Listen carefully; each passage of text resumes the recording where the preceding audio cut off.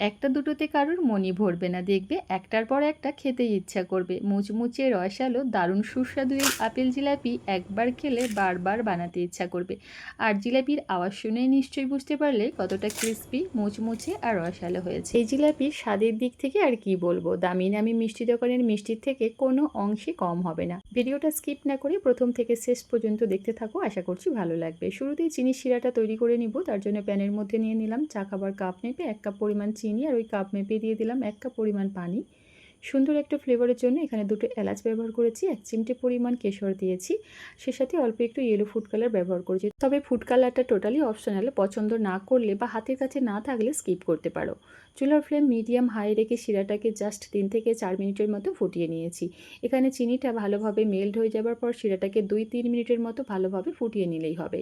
শিরাটা একতার বা দুই তারের হবে না, তবে একটু ঘন চিপচিপে একটা চিনির শিরা আমাদের তৈরি করতে হবে। আর এই পর্যায়ে শিরার মধ্যে দিয়ে দিলাম অল্প একটু লেবু রস, এতে করে শিরাটা ঠান্ডা হয়ে যাবার পর জমাট বেঁধে যাবে না। আর সেই সাথে এই শিরার মধ্যে আমি হাফ চা চামচ পরিমাণ ঘি ব্যবহার করেছি, এতে করে জিলাপির মধ্যে ঘিয়ের খুব সুন্দর একটা স্মেল পাবে, খেতেও ভীষণ ভালো লাগবে।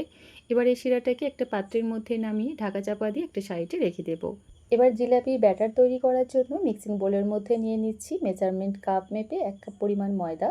জিলাপির টেস্ট বৃদ্ধির জন্য আমি এখানে 1 চা চামচ গুঁড়া দুধ ব্যবহার করেছি, হাফ চা চামচ দিয়েছি বেকিং পাউডার, আর সেই সাথে সুন্দর একটা ফ্লেভারের জন্য অ্যাড করছি 1/4 টিস্পুন দারুচিনি গুঁড়া। আর এই আপেল জিলাপির মধ্যে দারুচিনির ফ্লেভারটা খুব ভালো লাগে, তাই হাতের কাছে থাকলে অবশ্যই ব্যবহার করবে।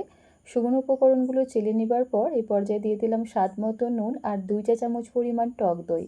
এবার অল্প অল্প করে পানি অ্যাড করে জিলাপির ব্যাটারটা তৈরি করে নেব। তো আমি এখানে হ্যান্ড উইশের সাহায্যে ব্যাটারটা খুব ভালোভাবে ফেটিয়ে নিচ্ছি।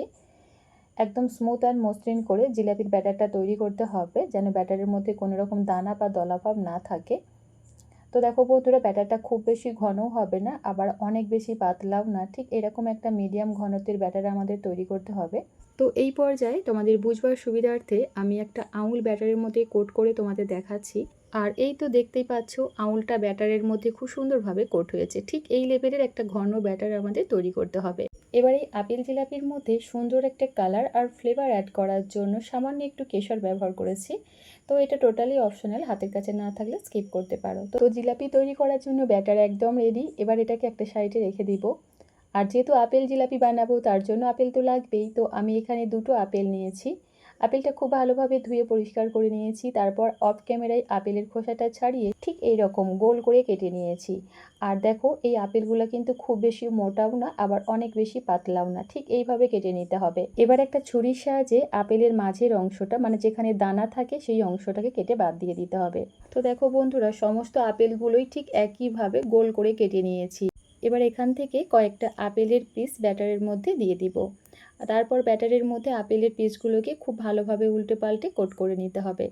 এবার আপেলগুলো ভাজার জন্য এদিকে চুলায় একটা ফ্রাই প্যানের মধ্যে পর্যাপ্ত পরিমাণ তেল মিডিয়াম ফ্লেমে খুব ভালোভাবে গরম করে নিয়েছি। এবার এখান থেকে একটা একটা জিলাপি তেলের মধ্যে দিয়ে দিব। আর হ্যাঁ, জিলাপিগুলো তেলে ছাড়ার আগে অবশ্যই জিলাপির অতিরিক্ত ব্যাটারটা ভালোভাবে ঝরিয়ে নিতে হবে।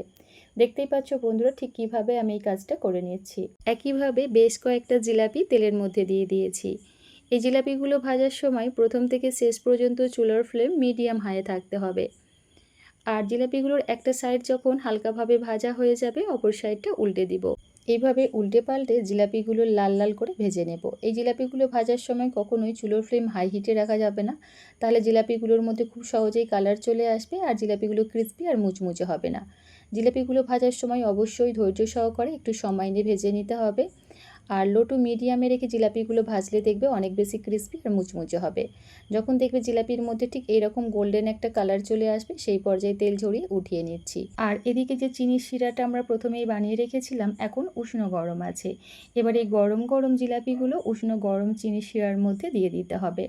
অবশ্যই এখানে জিলাপিগুলো একদম তেল থেকে উঠে নেবার সঙ্গে সঙ্গে, মানে একদম গরম অবস্থায় শিরার মধ্যে দিতে হবে। তাহলে দেখবে এই কয়েক সেকেন্ডের মধ্যেই জিলাপিগুলো ভেতর পর্যন্ত একদম রসালো হয়ে যাবে। আর এই জিলাপিগুলোকে কিন্তু খুব বেশিক্ষণ চিনি শিরার মধ্যে রাখা যাবে না, জাস্ট উল্টে পাল্টে ভালোভাবে কোট করে সাথে সাথেই উঠিয়ে নিতে হবে। তাহলে জিলাপিগুলো অনেক বেশি ক্রিস্পি আর মুচমুচে হবে, খেতেও ভীষণ ভালো লাগবে। সমস্ত জিলাপিগুলোই সুন্দরভাবে চিনি শিরাটা ঝরিয়ে একটা প্লেটের মধ্যে পরিবেশন করে নিয়েছি। জিলাপিগুলো দেখতে আরও বেশি সুন্দর আর খেতে মজা লাগার জন্য ওপর থেকে সামান্য একটু কাজু বাদাম ছিটিয়ে দিয়েছি। আর এই তো জিলাপির এই টেক্সচারটা আশা করি দেখেই নিশ্চয়ই বুঝতে পারছো কতটা ক্রিস্পি, মুচমুচে আর রসালো হয়েছে। গরম গরম এই আপেল জিলাপি খেতে জাস্ট অসাধারণ লাগে। অবশ্যই বাড়িতে ট্রাই করো, আশা করছি তোমাদেরও অনেক ভালো লাগবে। ভালো লাগলে প্লিজ লাইক, কমেন্ট, শেয়ার করো আর আমার চ্যানেলটা সাবস্ক্রাইব করে পাশেই থেকো। আজ তাহলে এই পর্যন্তই। আল্লাহ হাফিজ। আসসালামু আলাইকুম।